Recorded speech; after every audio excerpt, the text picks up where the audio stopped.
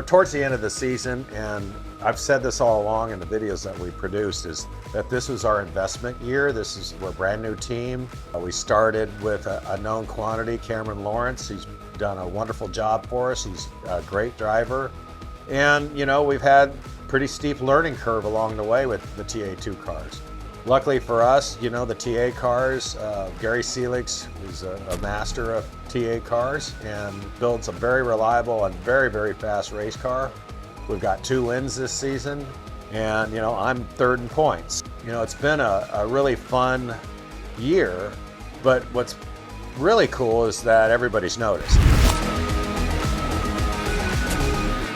He's got a vision, a big vision of where Trans Am can go and the drivers and helping other drivers. He's got a real passion for that.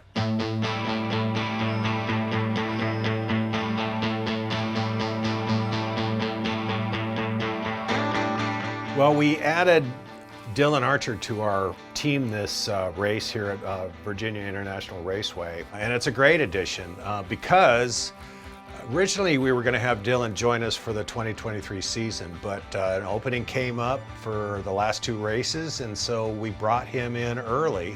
Ken actually reached out to us after Nashville, and I think it was a little bit of what we saw happen at the fan walk, where, you know, just interacting with fans and Ken seeing that, you know, we both have the same vision, that sponsors are important and that you need to get the name and brand out there. And he was nice enough to reach out to my dad after Nashville and actually contacted him and wanted me to drive for him. And we, you know, pitched the opportunity to our sponsor FPEC, Alan Davison, and he was all on board. And, you know, him and Ken share the same vision with motorsports and the team and what they're trying to do with my career. So it was just a big push and exciting opportunity to make it happen. He is who he is. He's just somebody you really want to enjoy being around. He's a great spokesperson, and he's a great spokesperson for a sponsor. People helped me early on in my business career and give me that boost when I needed it, and I see the same opportunity for Dylan. Somebody needed to do that, and I started, and then Ken also saw that opportunity, and he could take it even to the next level.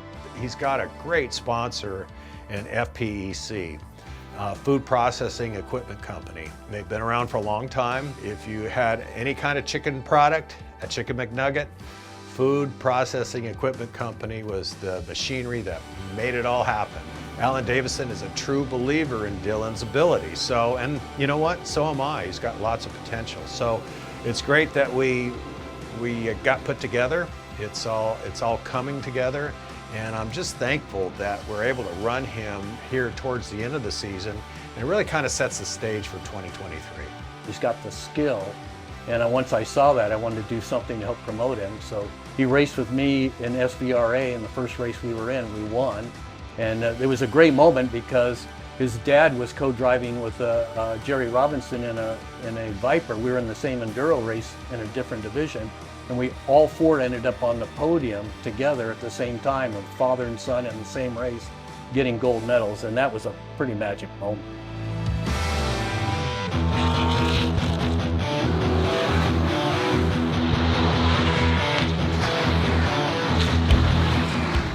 Dylan, run as long as you like. If you need anything, just tell me. Like I say, you got stickers on. We got 25 minutes. Yeah, I'll just go do a few laps, get up familiar with everything, back up to speed, and we'll go from there. I feel pressure from certain people, but definitely not as much. You know, I put more pressure on myself than I can receive from anybody else. I know what I'm capable of. I know what the team's capable of, and we just have to achieve that. I was already a second and a half up coming to the snake before I caught that lap car, so we got something good in this. I just got to put it together. If you're trying to go somewhere where it's easy for you, I think you have a little bit of self-reflecting to do on. You know, nothing in life is easy. It all comes with consequences and it takes time. So having Trans Am be that competitive, I think it makes it a lot better. What did you say about the S's, Dylan? I'm just saying I'm much better through there.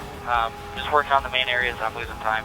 But I feel much, much better through the S's. I feel like I finally got it right. Still got work to do, but I'm much better.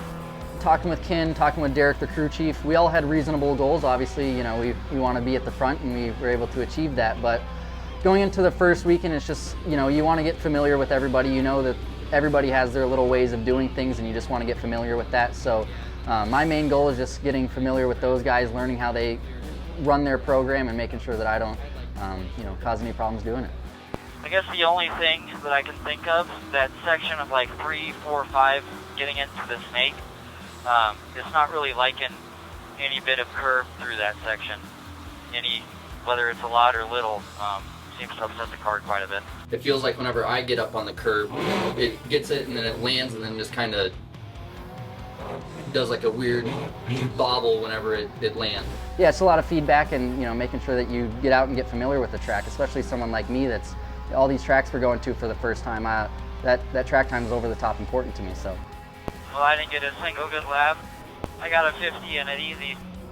That's good. I mean, it was already better right there with the lap you ran and not getting a good clean lap. So good job. Yeah, with our short practice sessions, not getting much track time throughout our race weekends, it definitely makes the circumstances a lot more, important, that you have only 45 minutes to figure out that car that you're trying to, bring to a podium. Really appreciate everything. Keep chipping away at it. Yes, sir. You're doing an outstanding job. Proud of you. You're doing great.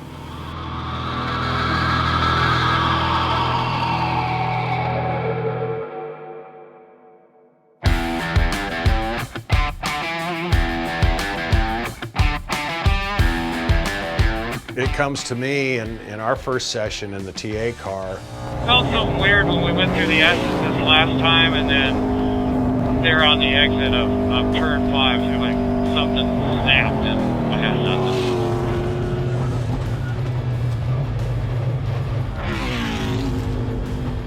We had a suspension failure. Ken, you gonna need a flatbed or can you tow it? I can't tow it.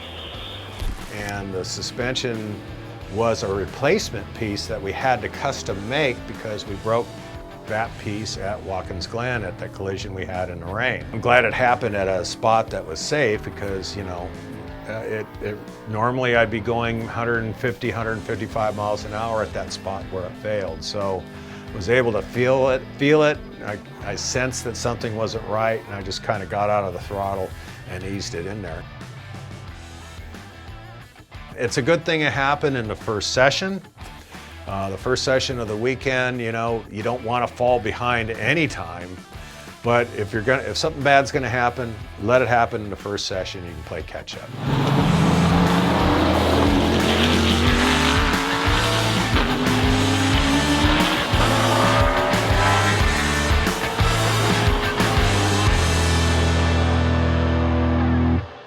Second session, it's go time. It's like we can't mess around. I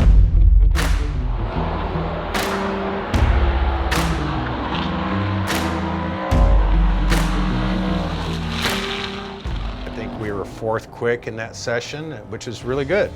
We got some really fast guys that have shown up. Luckily, I got a little testing in myself a couple of weeks prior to the race. The car was pretty quick. The only problem is we started having body work fail. Now that's the thing with these cars. These Trans Am cars are so powerful and so bloody fast that things begin to fatigue and wear out, and the bodywork literally, at 185 miles an hour at the end of the straight is shaking itself apart, and that's what began to happen with the car.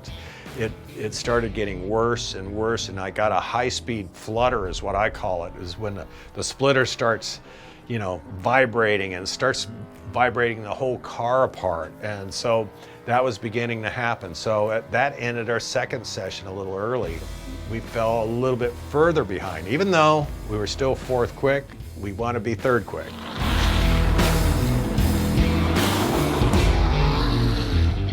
Third session is important because you've got to run a quick time. A quick time that determines your qualifying spot. If you had the quickest practice time, that means you start first for qualifying. And so it's important that's when it all kind of comes together. You're kind of emulating how qualifying is going to be. So, we went out, we ran the quickest time of the weekend for us, and, things were looking pretty good. I felt pretty confident.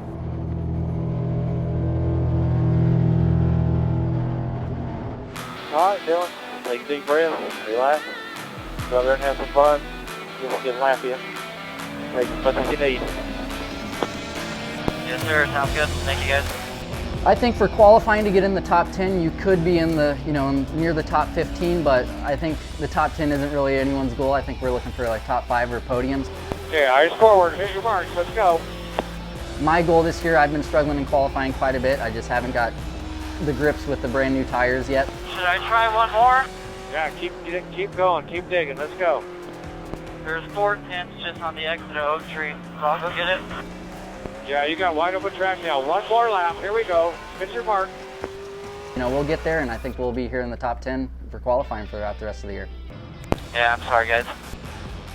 It's all good. And that's cool. We're P15, so hey, we didn't know unless we tried, right? Yes, sir. I just left quite a bit out there. They just said there's a lot of debris on the track, so it may be a few more minutes. Okay. The thing about qualifying is it's 15 minutes long, so that's not very long in TA years. In going out, I got passed by Tommy Dreesy, before I even get to the turn 1. He slid his car in there and is making a pass, which is not illegal, but it totally breaks protocol. I earned that spot. We hadn't even got to the first turn yet. I locked up my rears and spun off the track trying to avoid it.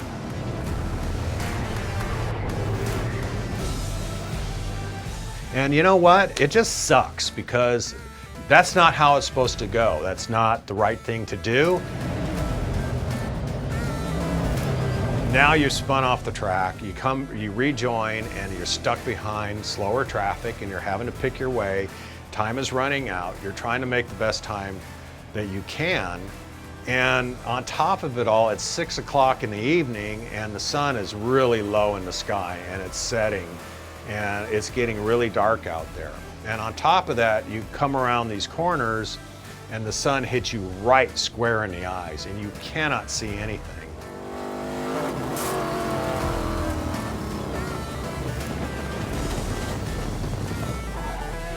Came around turn 1, my last attempt to get a good qualifying lap.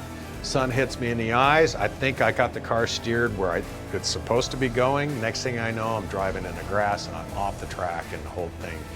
That's all I can do is to keep it out of the guardrails.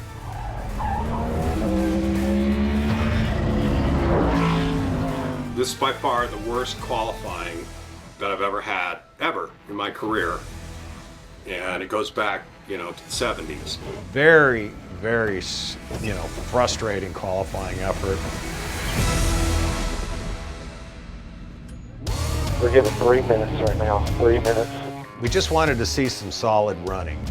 I wouldn't say I really get nervous. I'm still learning and doing it a lot, but I've done over 1,000 races on the simulator, so at the end of the day, it's just another race. Obviously, the stakes are a little bit higher. I think if you sit there and get yourself all worked up, then that's when bad things start happening. All right, guys, get ready.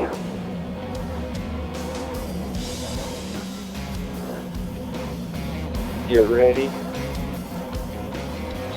Get ready. Green, green, green, green, green, green.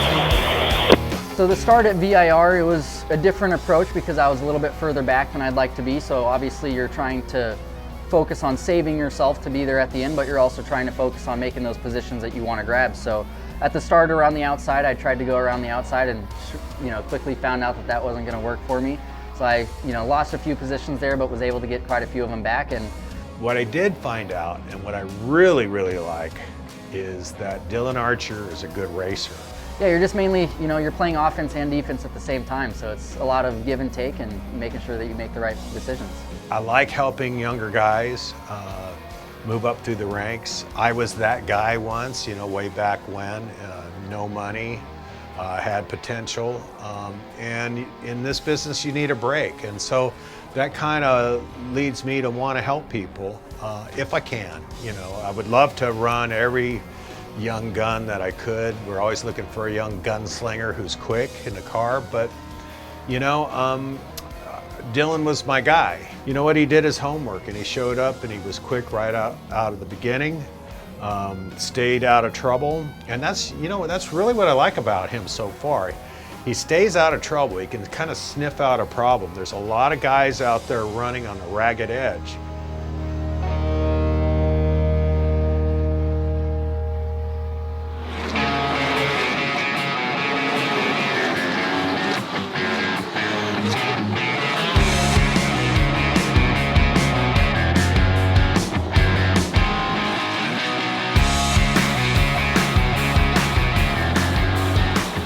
never stop learning, and that's something that's so cool about sport and this sport in general. You know, my dad, he's been doing it his whole entire life, and any time we have a conversation, he, you know, mentions that, oh, you know, maybe he didn't know that, or maybe I didn't know that. So it's really cool that he's been doing it his whole life, and I've been doing it for a year. And you know, there's little things that I get to teach him, but obviously, you know, he teaches me a lot. But yeah, you never stop learning in the sport. Definitely making the switch to Showtime Motorsports with Ken in the middle of the season. Especially that we have a full season lined up next year, getting these 2 extra races, extra test days. It has just helped tremendously. We've gotten to get familiar with each other. I'm getting familiar with a brand new car, so it's just, yeah, it's over the top important to make that switch and just start working into the goal for next year.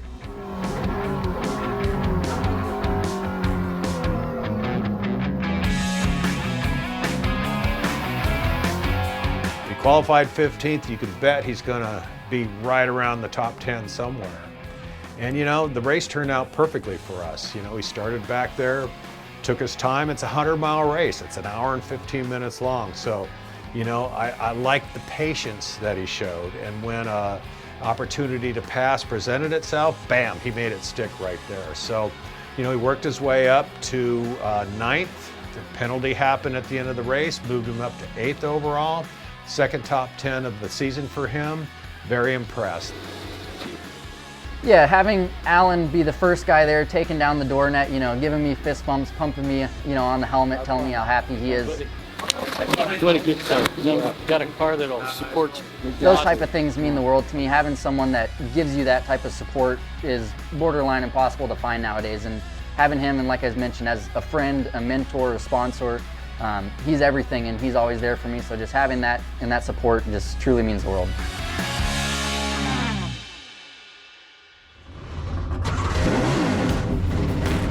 Ended up qualifying 9th. You know, we'd been 4th, 5th all weekend long. So, you know, there's some spots to make up. It's a long race. So, you know, you want to be patient, but you still have to be aggressive at the beginning. And any spot you can make up early at the beginning of the race, that's one less spot you have to try and pass. And that will keep you behind catching up with the pace of the leaders. Had a good start.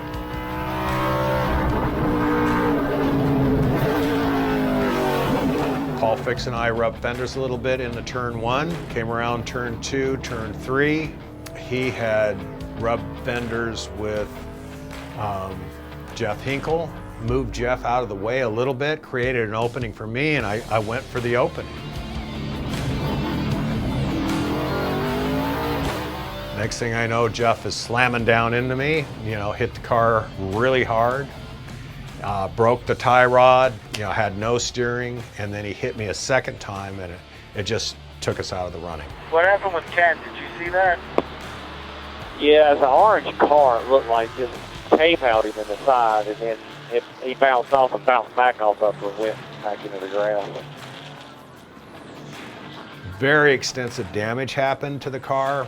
We didn't make it to the 4th turn. We made it 3 turns. And it really, really puts a damper on our points total at the end of the year. I mean, I had 2 DNFs in the last 2 races. I was 2nd in points, and now I'm 4th. So, you know, we're gonna have to have a good race at COTA. Hopefully things will turn around. Hopefully our luck will turn around. And you know what? I really look forward to the time when, as race drivers, we can race side by side without trying to kill each other.